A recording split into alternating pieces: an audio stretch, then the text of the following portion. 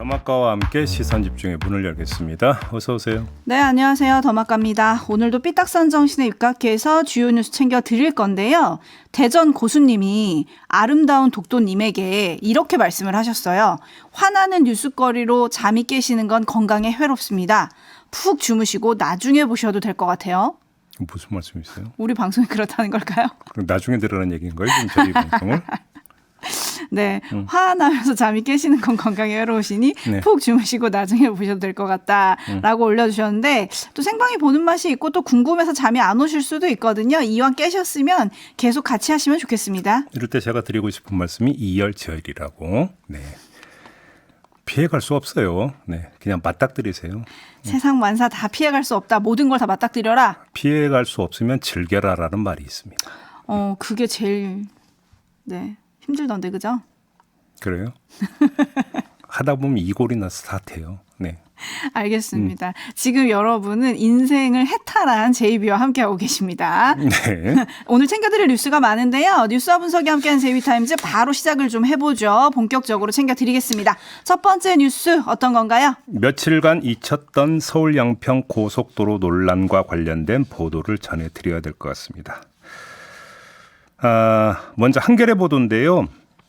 서울 양평 고속도로 타당성 조사를 진행하던 국토부가 지난해 7월에 양평군 등의 의견을 달라는 공문을 보냈고 양평군이 며칠 뒤에 강상면 종점안을 포함한 3개 안을 보낸 바가 있다는 사실은 다 알고 계시죠? 거기까지는 다 알죠. 여러 번 엄청 나왔으니까. 네. 근데 양평군에서 이 작업을 주도했던 담당 공무원이 누구냐면 도시기술국장인데 이 사람이 윤석열 대통령 처가의 경기도 양평 공흥지구 개발 특혜 의혹 사건으로 기소된 사람이라고 합니다. 아, 그래요? 그러니까 지난해 7월이면 경찰 수사를 받고 있던 와중에 이런 일을 했다라는 건데요. 더 주목할 점은 이 시점에서 국장이 아니고 과장에서 국장으로 승진을 했는데 지난해 7월 7일에 도시과장에서 도시건설국장으로 승진을 했다고 하는데요. 7월 7일이면 시점이 어떻게 되느냐? 전진선 양평군수가 취임한 6일 뒤입니다. 그러네요. 7월 1일부터 임기가 시작이 네. 됐으니까. 6일 뒤에 그러니까 새 군수가 왔으니까 인사할 수 있는데 유독 이 사람만 승진 인사를 했다고 합니다. 이른바 원포인트 인사. 그렇습니다. 전진성 군수의 첫 대규모 인사는 이 국장에 대한 인사보다 8일 늦은 시점에 이루어졌다고 하니까 도대체 뭐가 급해가지고 이 사람만 콕 찍어서 급하게 국장으로 승진 인사를 내야만 됐는지 이것도 지금 궁금한 부분이고 무엇보다 핵심적인 문제는 양평 공흥지구 개발 사업과 관련해서 수사를 받고 있었다는 얘기는 그 누구보다 양평 공흥지구 사건에 대해서 잘 알고 있었다는 이야기가 되는 거 아니겠습니까? 그러면 김건희 여사 일가 그 회사와 관련해서도 가장 많은 정보를 갖고 있었다고 보는 게 합리적 의심일 텐데 그러면 강상면 안에 포함되어 있는 병산리 일대에 김건희 여사 일가의 땅이 있는지 정말 몰랐느냐? 이게 또 핵심 문제로 이제 추출이 되는 거 아니겠습니까? 이 국장이 다른 언론과 인터뷰에서 김건희 여사의 고향이 병산리인 건 알고 있었지만 땅이 거기에 있는 건 몰랐다. 아하, 하나는 알고 하나는 몰랐다. 이렇게 이야기를 했다고 하는데 고향이 거기인 건 또 어떻게 알았습니까? 그러면 고향이 거기인 건 아는데 땅이 거기 있는 건 몰랐다라는 게 납득이 되십니까? 아니 거기에 집이 있었으니까 고향일 거 아닙니까? 그러면 네?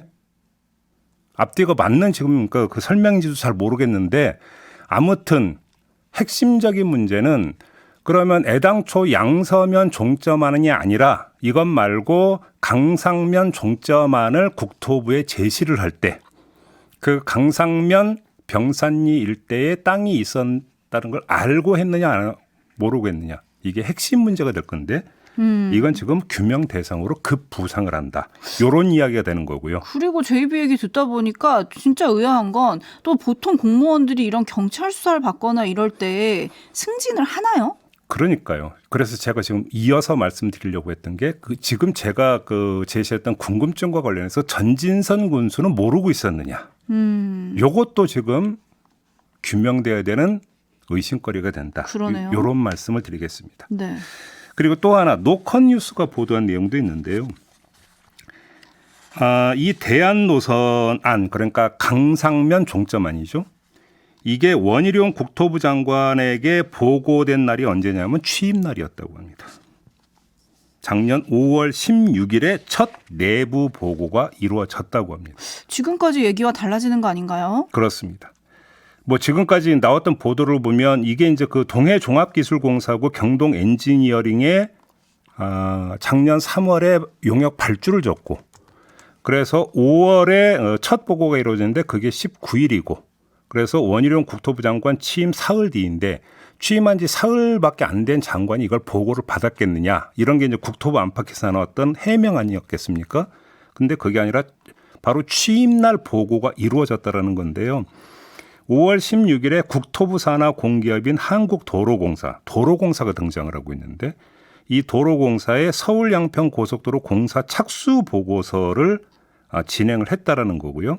여기에 바로 강상면 안이 보고가 됐다는 거 아니겠습니까? 자, 더 주목할 점은 정부와 용역업체 간의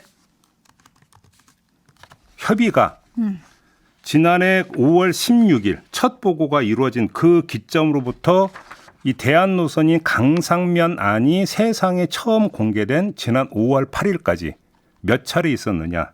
16차례 있었다고 합니다. 오호. 협의가. 네. 그러면 아주 긴밀하게 계속 논의를 해왔다라는 이야기가 되는 것이거든요. 그런데 그러면 이 16번에 걸친 그러니까 그 협의 과정에서 계속 이거는 원희룡 장관에게 보고가 되지 않았다라고 하는 게 납득이 될 수 있을까라는 것이겠죠. 그렇죠.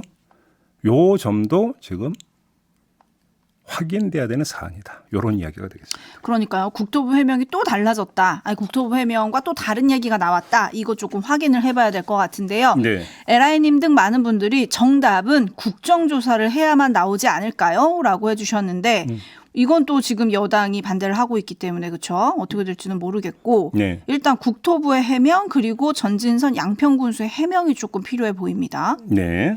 그리고 조금 전에 제이비가 고향인 건 어떻게 알았냐. 고향이 거기고 집이 있다면 땅이 없겠냐. 이렇게 얘기하셨잖아요. 네. 그랬더니 장드리님이 반기를 드셨어요. 고향이 거기니까 땅이 거기 있다니. 난 대구가 고향인데 땅 한 평이 없습니다. 종배형. 아, 그렇습니까? 그럼 거기 이제 월세방에서 태어났다는 얘기가 되는 건가요? 뭐 이런 의견도 있다 전해드리고요. 제이비타임즈 다음 주목할 뉴스는 어떤 겁니까? 비 오는데도 주말에 골프를 쳤던 홍준표 대구시장.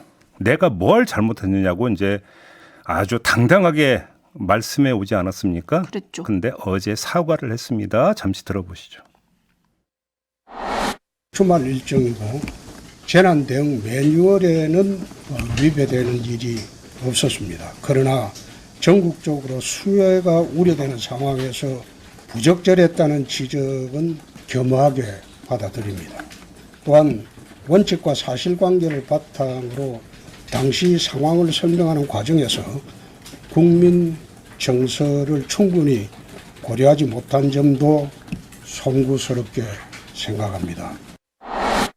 결국 고개를 숙였습니다. 네, 근데 일각에서는 고개를 반밖에 안 숙인 거 아니냐 이런 지적도 하더라고요. 왜냐하면 매뉴얼에 위배되는 일은 없었다라고 계속 주장을 했기 때문에 절반의 사과에 불과하다 이런 지적을 하던데 제가 주목한 건 그게 아니고요. 다른 대목인데 맞아. 홍준표 대구시장의 발언 들어보시죠. 수해로 상처 입은 국민과 당원 동지 여러분들에게 진심으로 사과드리고 심려를 끼쳐드린 점에 대해서 다시 한번 사과 말씀 드립니다. 요 대목이 좀 약간 이상하게 안 느끼셨습니까? 국민에다가 당원 동지 여러분을 얹었습니다. 이게 눈길을 끄는 건데 홍준표 시장이 사과한 이유는 수해 관리를 총괄해야 하는 광역 단체장으로서 제 소임을 다하지 못한 데 대한 사과고 이것 때문에 사과 장소는 대구시청 동인청사 기자실이었습니다. 그러면 대구 시민, 범위를 넓혀도 국민을 상대로 고개 숙이면 되는 건데 여기에다가 당원 동지 여러분까지 추가를 했다라는 겁니다. 당내 문제도 아닌데 왜였을까? 이게 자연스러운 모습이 아니다. 바로 이 점입니다. 지금 촌철님들은 홍준표 시장이 눈치 빠르게 사과한 거죠. 라고 올려주시는데 무슨 얘기냐. 당의 징계를 좀 의식한 거 아니냐. 이런 시선들인 것 같아요. 뭐 그렇게밖에 해석이 안 되는 거 아니겠습니까? 지금 급한 불을 끄지 않으면 그 불이 자신의 대권 가도를 태울지도 모른다라는 위기감 때문에 어제 이렇게 사과를 한 것으로 해석할 수밖에 없을 것 같은데 알아야 할 건 어제의 사과가 징계 수위를 낮출지는 몰라도 징계 자체를 막을 수는 없을 것이다 라는 겁니다. 오히려 거꾸로 이렇게도 해석이 가능한 거죠. 스스로 잘못된 처신이었음을 인정했기 때문에 징계의 당위성을 본인 스스로가 공인해 줬다. 이렇게도 해석할 수 있는 거 아니겠습니까? 다만 사과를 했기 때문에 참작 사유가 있다 해서 징계 수위는 조정할 수 있을지언정. 그렇지 않겠습니까? 요즘도 함께 봐야 될 것 같습니다. 네, 근데 어제부터 급부상한 얘기가 수해 중에 골프 징계 이게 또 선례가 있더라고요. 네. 2006년 당시 경기도당 위원장이었던 홍문종 전 의원이 수해 지역에서 골프를 쳤다가 제명 처분을 받았습니다. 네, 그런 일이 있었습니다. 네, 아무튼 오늘이죠. 국민의힘 중앙당 윤리위원회가 홍준표 시장에 대한 징계 절차 개시 여부 논의한다니까 지켜보고요. JB타임즈 다음 주목할 뉴스는 어떤 겁니까?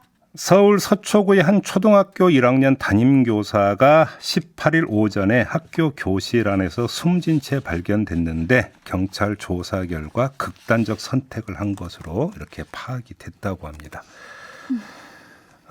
그래서 전국의 초등학교 교사들이 오늘 오후 3시부터 7시까지 이 교사가 근무했던 초등학교에 모여서 국화꽃과 촛불을 들고 이 교사를 추모하는 문화제를 계획을 하고 있다고 하는 건데요. 주목할 점은 왜 극단적 선택을 했는가? 바로 이 점인데 서울교사노동조합이 성명서를 내고 이렇게 주장을 했어요. 동료 교사에 따르면 지난주 고인이 맡았던 학급에서 한 학생이 뒤에 앉아 있는 학생의 이마를 연필로 긁어서 이 학생의 학부모가 교무실에 찾아왔고 이 고인에게 교사 자격이 없다. 애들 케어를 도대체 어떻게 하는 거냐라고 아주 강하게 항의를 했다고 한다. 이렇게 밝혔고 이게 극단적 선택을 했던 동기와 이유 아니냐. 이 점을 제기를 했는데요. 바로 이게 지금 꼬리에 꼬리를 물면서 SNS 공간에서 뭐 이렇다 저렇다라는 이야기가 많이 돌고 있다고 합니다. 특히 찾아와서 강하게 항의를 했다라고는 학부모 측이 누구냐. 이걸 가지고 뭐 여러 가지 이야기가 돌고 있다고 하는데 지금 이거는 말 그대로 풍문 썰이기 때문에 여기서 전해드리는 것은 부적절한 것 같고요. 다만 경찰 수사가 되든 교육청 조사가 되든 뭐가 되든지 간에 이 전후 과정이 어떻게 된 건지는 분명히 밝혀내야 될 필요가 있다. 왜 그러냐면 정말로 이게 그 학부모의 강한 항의에 어떤 기초한 것이라고 한다면 학교 폭력하면 항상 등장하는 학부모의 문제. 이 문제가 다시 다른 각도에서 이거는 가해 학생이 아니라 피해 학생이 이제 학부모가 되긴 하겠습니다만은 또 등장하는 것이 되기 때문에 우리의 사회가 또 한번 되돌아봐야 될 여러 가지 요소가 여기에 담겨 있다. 이 점도 함께 봐야 될 것 같습니다. 네, 최근에 또 다른 초등학교에서도 또 안 좋은 일들이 발생하고 이런 상황이 있었잖아요. 네, 그래서 그렇습니다. 극단적인 선택으로 간 것까지가 너무 안타까운데 철저한 수사가 좀 필요해 보이고요. 진상조사가 좀 필요해 보입니다. 왜냐하면 이 선생님이 1학년 담임도 맡았지만 그 학교에서 학교폭력을 담당했었다는 거잖아요. 그러니까요. 네, 그거와 관련해서 어떤 얘기가 있었는지 좀 철저한 수사가 있어야 될 것 같습니다. 동료 교사들이 추모 문화제를 연다라는 그 이 현상을 이렇게 흔히 볼 수 있는 어떤 이런 그 모습은 아니거든요. 여기에는 어떤 교권 문제에 대해서 지금 동료 교사들이 어떻게 느끼고 있는가 이걸 엿볼 수 있는 하나의 또 단서가 될 수도 있다. 이 점도 좀 함께 말씀을 드리겠습니다.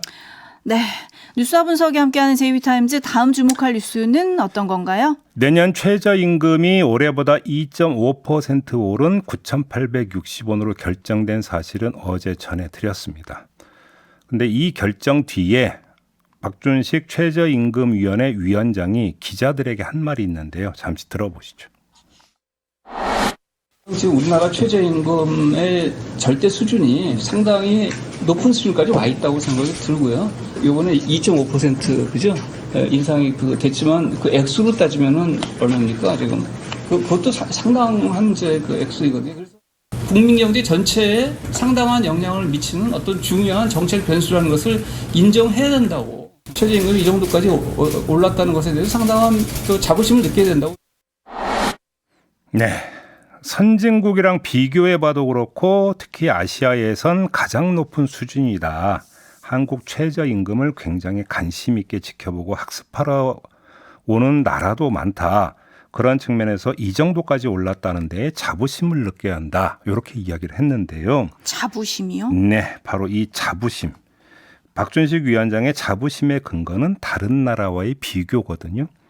하지만 하루 벌어 하루 먹고 사는 우리 노동자들에겐 다른 나라의 시선은 그닥 중요하지 않다라는 점을 다시 강조해서 말씀을 드리고 싶은데 오히려 중요한 것은 다른 나라와의 비교가 아니라 물가와의 비교여야 되는 거 아니겠습니까? 최저임금 인상률은 2.5%이지만 물가 상승률 전망치는 3.4%입니다. 노동자들이 느끼는 건 자부심이 아니라 결핍감이다.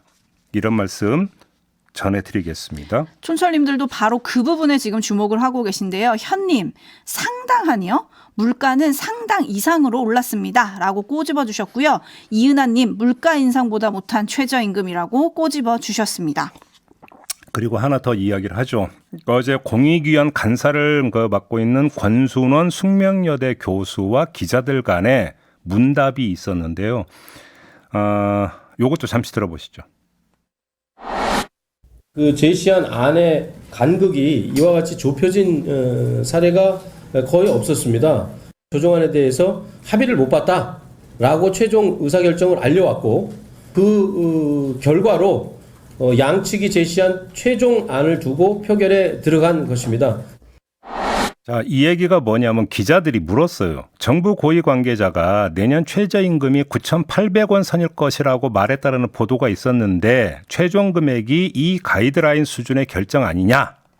요렇게 이제 그 질문을 했더니 권순원 간사가 요렇게 이야기를 한 겁니다. 그래서 이제 조금 더 그 부연해서 전해드리면 공익위원은 9,920원을 제시를 했는데 이걸 노동계 특히 민주노총이 거부해서 안 받아들인 거고 그래서 표결 끝에 9,860원으로 결정이 된 거 아니냐. 그러니까 뭐가 이게 연관성이 있는 거냐. 이런 취지의 이제 주장이거든요. 근데 제가 볼 때 핵심은 그게 아니다라는 말씀을 드리겠는데 핵심은 공익위원들과 정부 간에 사인 교환이 실제로 있었는지 아닌지 과정이 중요하다는 겁니다. 결과가 중요한 게 아니고. 그다음에 두 번째 9,920원하고 9,860원은 도대체 얼마나 그렇게 차이가 나는 겁니까? 네? 그래서 공익위원들은 9,920원 어떤 제시를 했으니까 상관없다라는 그런 어떤 요지의 발언이 나올 수 있는 겁니까? 그러니까 9,920원이나 9,860원 엎어지면 코 닿을 거리에 있는 그런 금액 아닌가요? 이것도 함께 말씀드리겠습니다. 이병진 님이 하루 종일 일해서 음식점 소주 2잔 값 올랐는데 자부심 가지라니 어이가 없네요. 라는 댓글 보내주셨고요. 네. SR76님은 저기 선생님들 버스 요금 얼마 올랐게요? 300원 올랐습니다. 그거보다도 못 올랐잖아요 이번에. 지하철은 150원 오릅니다. 네. 1차로. 그러니까요. 네. 김대희님 나는 왜 자부심이 없지? 그러니까요. 라는 글 보내주셨고요. 많은 분들은 이런 댓글을 많이 보내주세요. 권순원 간사님이나 박준식 최저임금위원장님이나 이 돈으로 한번 살아보고 말씀하세요. 라는 댓글이 가장 많습니다. 아, 그러니까 최저임금 그 심의위원회는 어떻게 되나요? 얼마를 받나요? 아, 수당이요? 교통비밖에 안 받나? 뭐 회의 수당 받겠죠. 그럼 회의 수당은 시급이 얼마일까요? 갑자기 궁금해지네요. 진짜 갑자기 궁금해지네. 그죠? 네. 혹시 아시는 분 있으면 좀 알려주세요. 네. 자, JB타임즈 마무리할까요? 네. 네, 담화가 수고하셨습니다. 고맙습니다.